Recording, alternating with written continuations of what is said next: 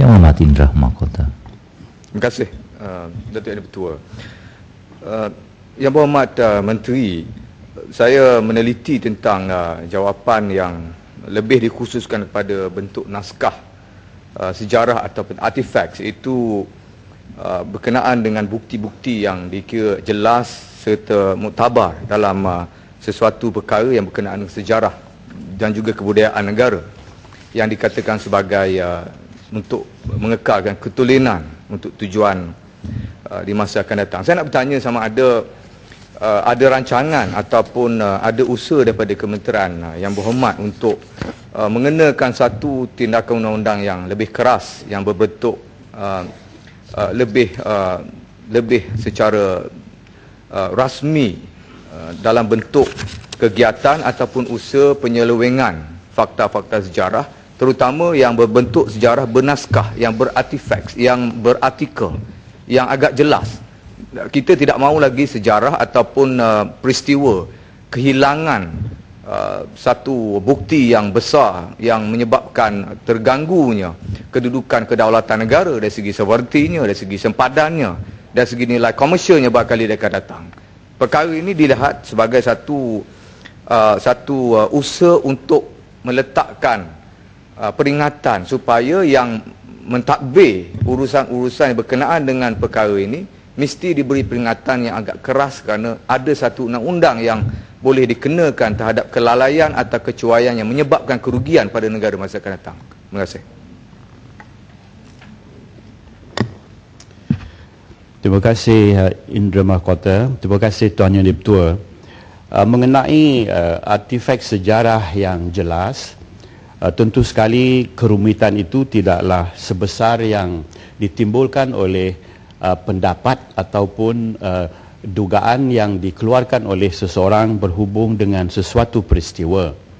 Misalnya, Perang Dunia Kedua, peranan pihak-pihak tertentu dalam serangan-serangan tertentu, ada kumpulan fakta-fakta ini yang boleh kita ketengahkan berasaskan bukti dokumentari ataupun bukti primary utama yang ada. Cuma apabila seseorang itu memberi analisis terhadap sesuatu peristiwa, maka di situlah seseorang itu menggunakan fakulti pemikirannya untuk menganalisis dan mencernakan pandangan beliau sendiri.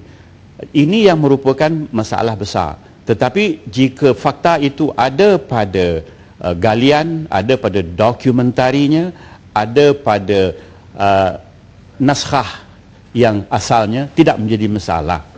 Misalnya interpretasi Tuan Yang Dipertua mengenai apa sebab Belanda datang mengalahkan Melaka pada 1641, atau awalnya apa sebabnya maka Portugis datang ke Melaka mengalahkan kerajaan negeri Melaka 1511.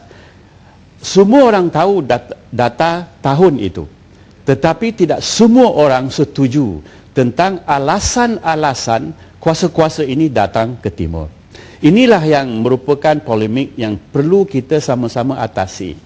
Dan dalam pada itu, peristiwa-peristiwa semasa darurat banyak menimbulkan kekeliruan pihak-pihak tertentu. Misalnya, siapa yang sebenarnya menjadi penyelamat kepada negara kita? Siapa yang menjadi petualang kepada negara kita? Jadi hal ini mesti berasas kepada fakta dokumen ataupun fakta penemuan ataupun rekod yang menunjukkan keberadaan seseorang itu atau kumpulan itu dalam situasi yang hilang boleh dihukum ke tidak? Tuan Yang Dipertua, masa saya menjelaskan ini, harap kita dapat peluang bersama, dan peluang ini jarang dapat kita temui dalam sesi kita. Jadi Tuan Yang Dipertua, sebab itulah kementerian berhasrat untuk mengadakan seminar ini, dan kami akan memanggil taraf-taraf pakar yang boleh menginterpretasi dengan satu cara yang meyakinkan agar beberapa isu persejarahan kita dapat kita atasi. Tuan Yang Dipertua, saya juga mengambil peluang ini agar persatuan sejarah di negara kita perlu lebih aktif dan mengambil berat tentang isu-isu seperti ini. Terima kasih.